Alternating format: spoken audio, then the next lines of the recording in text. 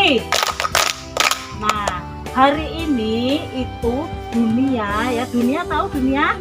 Dunia negara dimanapun berada itu memperingati hari menentang perdagangan manusia. Menentang perdagangan manusia.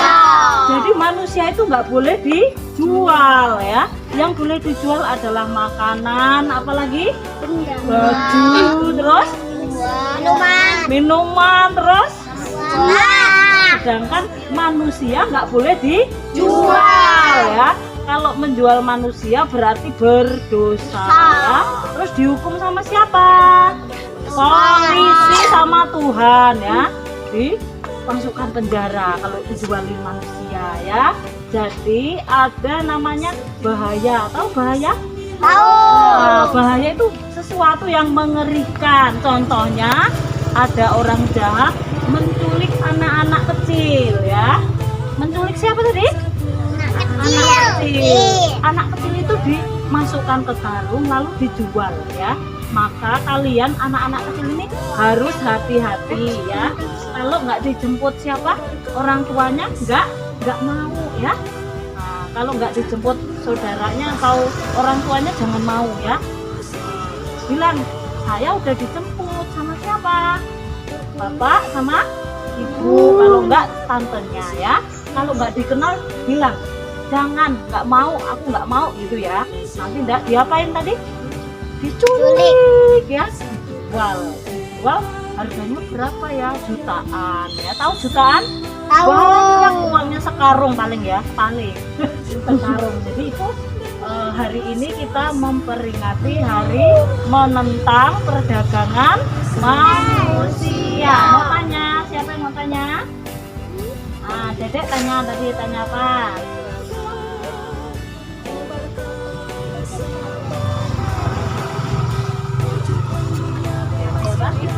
Di TV, ya di TV. Oh, iya betul. Memang harus dikasih tahu, kalau enggak ini kan pelajaran anak TK ya. Oke, sekarang suster mau ajarin dulu ya. Oh ya, ngajarin dulu sayang ya. Suster Boni mau ngajarin. Nanti ada gerakan yang kita membantu pemerintah. Pemerintah itu pimpinan kita ya, untuk menentang apa tadi? Perdagangan manusia. Jadi bunyinya gini. Coba satu dulu. Stop. Coba tuh. Stop. Stop perdagangan manusia. Coba kalimatnya begitu. Stop perdagangan manusia. Oke, ulangi. Stop perdagangan manusia. Tangannya nanti begini. Stop kayak nyetop mobil itu ya. Jelas? Oke, satu. Stop perdagangan manusia. Tangan apa yang dipakai? Tangan kanan. Tangan kanan. Yuk, tangan kanan mana? Tangan kanannya. Coba tangan kanan sayang. Oh iya, tangan kanan. Yuk. Iya. Tangan kanannya. Lupa ini. Tangan kanan boleh ya. Oke, 1, 2, 3. Stop perdagangan manusia. Nanti yang keras supaya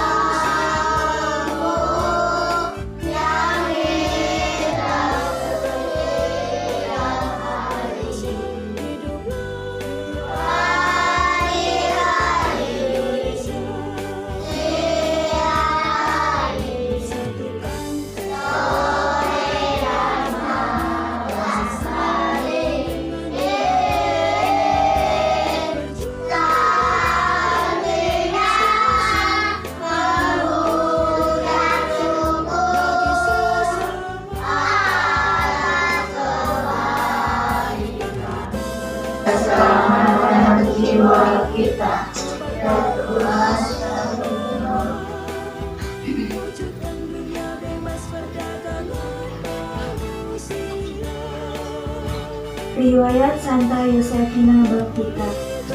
Yosefina Baptista Madre Morata Sister Morata. Santa Yosefina Baptista dilahirkan pada tahun 1868 di sebuah desa di Darfur, Sudan, Afrika, dalam sebuah keluarga kaya yang amat mengasihinya. Pada umur 9 tahun, anak perempuan itu diculik oleh para pedagang budak. Rasa takut yang mencekam dan penderitaan-penderitaan yang dialaminya menghapus sebagian ingatannya. Ia bahkan lupa akan namanya sendiri. Baptista yang berulang kali di pasar-pasar El Obeid dan Khartoum. Ia mengalami penghinaan dan penderitaan akibat perbudakan. Suatu hari saya secara tidak sengaja melakukan kesalahan yang menyebabkan amarah putra majikan. Ia menjadi sangat berang. Ia merenggut saya dengan kasar dari tempat persembunyian saya dan mulai menghujani tubuh saya dengan cambuk dan tendangan kakinya. Akhirnya ia meninggalkan saya dalam keadaan sekarat, sama sekali tidak sadarkan diri. Beberapa budak menggotong saya dan membaringkan saya di atas tikar. Di sanalah saya berbaring selama lebih dari 1 bulan. Selanjutnya, Baptista dijual kepada seorang jenderal. Baptista mengalami siksaan tato yang mengerikan. Seorang wanita yang terampil dalam seni tato datang ke rumah jenderal. Nyonya kami berdiri di belakang kami dengan cemeti di tangan. Wanita itu membawa sepiring tepung putih, sepiring garam, dan sebuah pisau cukur. Ketika ia selesai membuat gambar-gambar, wanita itu mengambil pisau cukur dan menorehkannya di sepanjang garis-garis gambar. Garam ditaburkan di setiap luka. Wajah saya dikecualikan. Tetapi 6 gambar dilukis di payudara saya, dan lebih dari 60 gambar di perut dan tangan saya. Saya pikir saya akan segera mati, terutama ketika garam ditaburkan ke dalam luka-luka saya. Hanya karena mukjizat Tuhan sajalah saya tidak mati. Ia mempersiapkan saya untuk hal-hal yang lebih baik.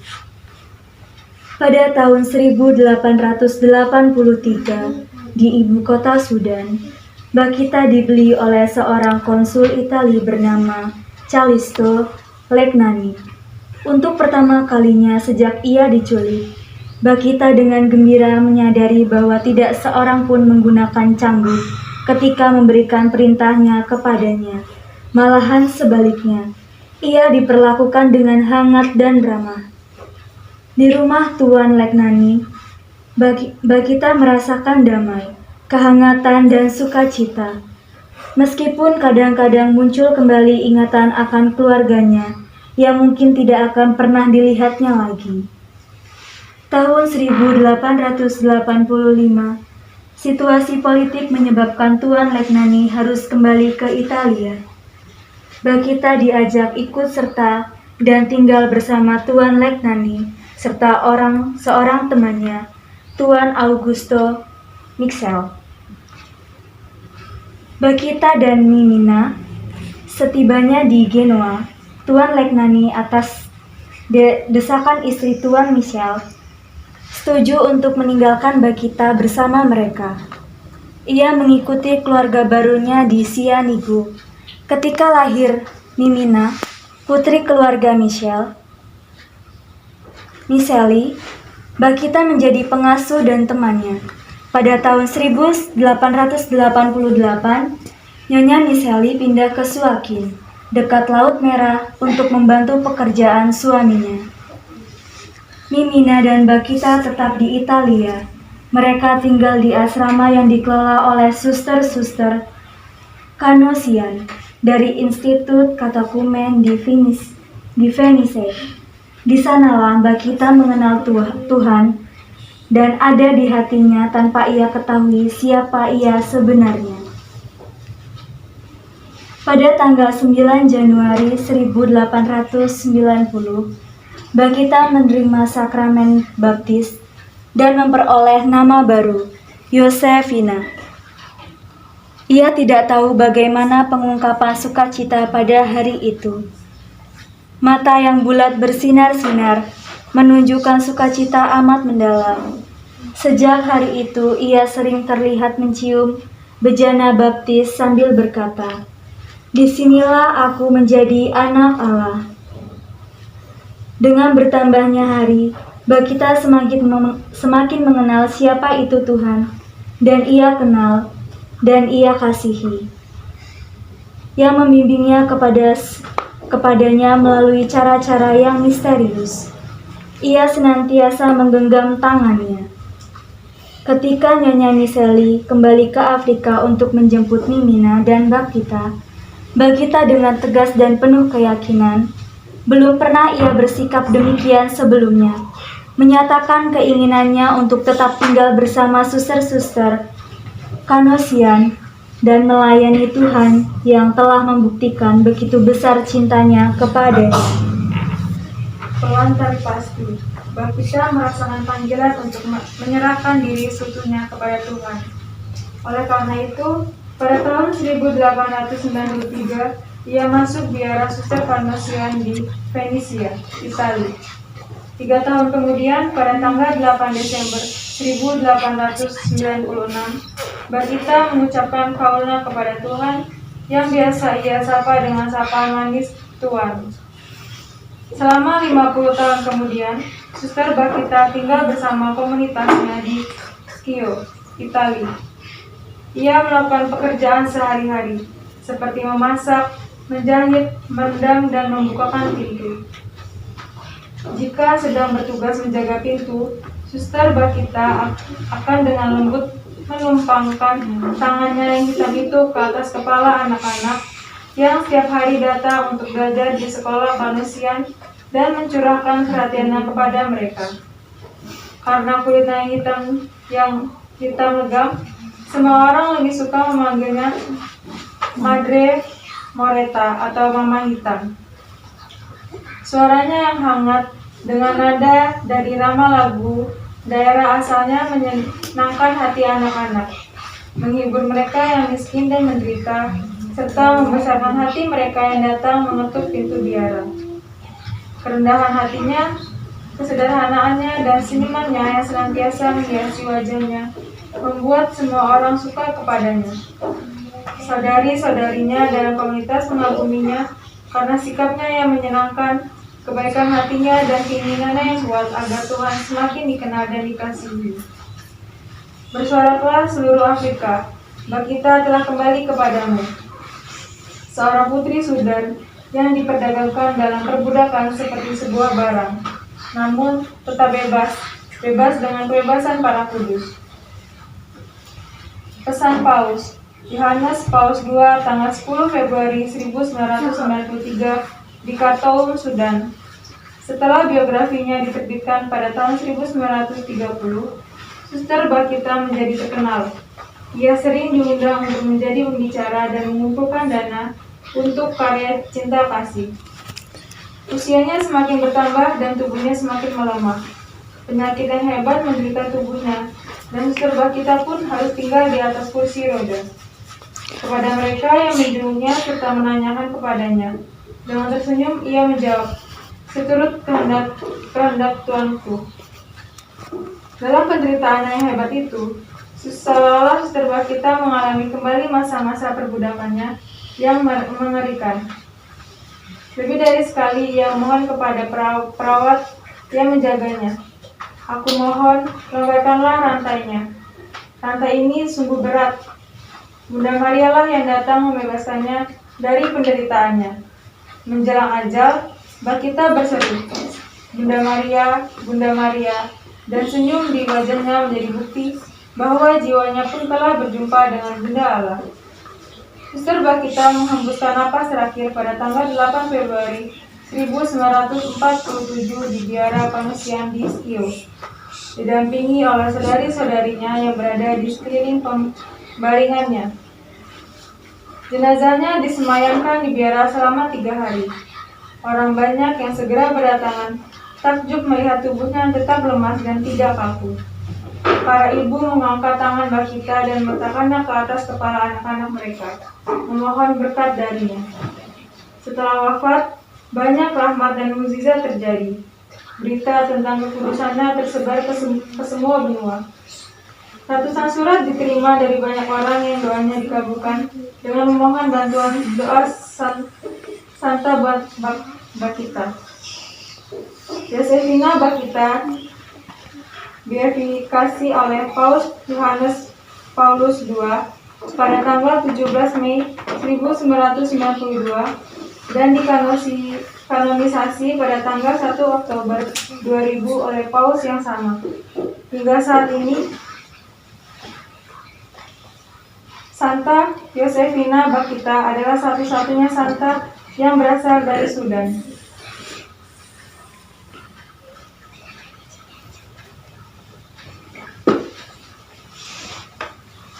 Ibu guru dan anak-anak yang terkasih, setelah kita mendengar riwayat hidup Santa Yosefina Bakita, mari kita hening sejenak untuk mempersiapkan diri.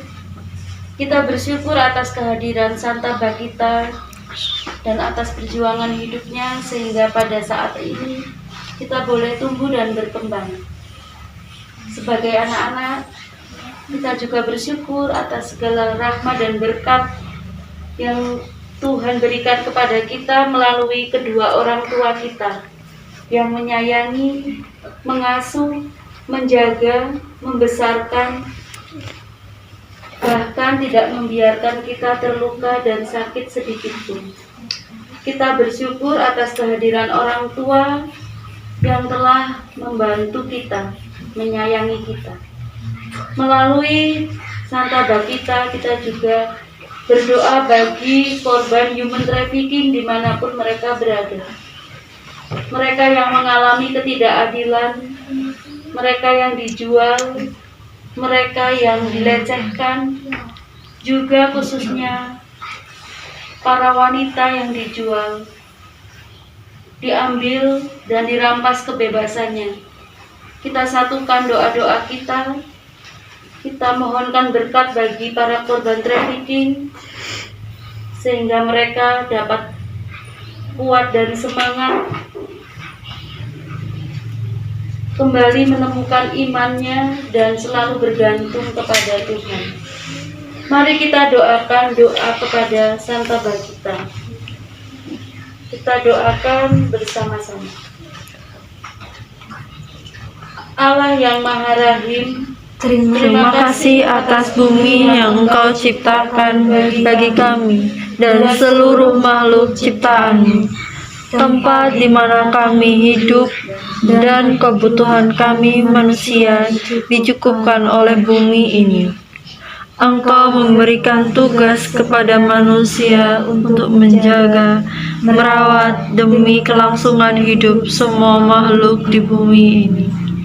Namun, Keserakahan, keegoisan, kesombongan, dan kerakusan manusia terus menjadi dan merusak serta mengeksploitasi bumi dan semua makhluk hidup yang ada termasuk sesamanya. Manusia sering gagal menjadi rekan kerjamu. Hatimu tersobek-sobek menyaksikan manusia yang Kau angkat menjadi putra dan putrimu, dijadikan komoditi oleh sesamanya untuk mendapatkan keuntungan besar sebesarnya. Manusia adalah mahakaryamu, telah direndahkan martabatnya. Banyak dari mereka mengalami penderitaan, penyiksaan, bahkan kematian. Berilah kekuatan kepada mereka yang terlanjur menjadi korban, dan utuslah orang-orang untuk melepaskan mereka dari cengkeraman para sindikat perdagangan manusia. Ya Allah, berilah kami kepekaan untuk ikut berbela rasa Bagi mereka yang menjadi korban, Tetapi lebih dari itu, berilah kami semangat dan keberanian untuk ikut berpartisipasi melawan kejahatan keji, yakni perdagangan manusia. Semoga kami rela saling berjejaring untuk melakukan usaha-usaha pencegahan maupun mendampingi dan membantu para korban yang kami jumpai. Semoga jaringan anti perdagangan manusia semakin banyak Engkau pertemukan dengan para korban. Dan semoga Engkau memberkati setiap usaha yang kami lakukan untuk memulihkan kemanusiaan yang telah dilukai oleh dosa-dosa umat-Mu. Demi Kristus Tuhan pengantara kami. Amin. Tugas kepada manusia untuk menjaga, merawat demi kelangsungan hidup semua makhluk di bumi ini. Namun, keserakahan, keegoisan, kesombongan, dan kerakusan manusia terus menjadi dan merusak serta mengeksploitasi bumi dan semua makhluk hidup yang ada, termasuk sesamanya. Manusia sering gagal menjadi rekan kerja.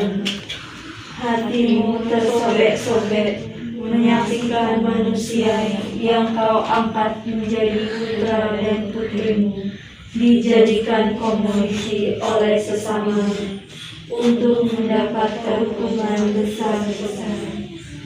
Manusia adalah mahakarya-Mu, telah didapat martabatnya. Banyak dari mereka mengalami penderitaan, penyiksaan, bahkan kematian. Berilah kekuatan kepada mereka yang terlanjur menjadi korban, dan utuslah orang-orang untuk melepaskan mereka dari cengkraman para sindikat perdagangan manusia.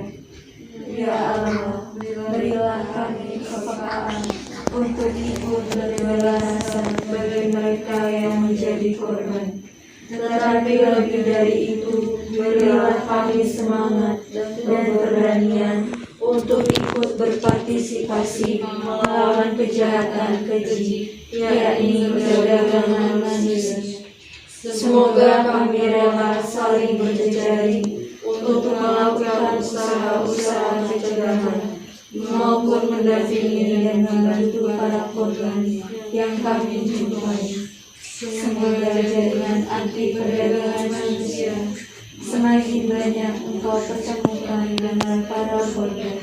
Dan semoga Engkau memberkati setiap usaha yang kami lakukan untuk memulihkan kemanusiaan yang telah dilukai oleh dosa-dosa umat.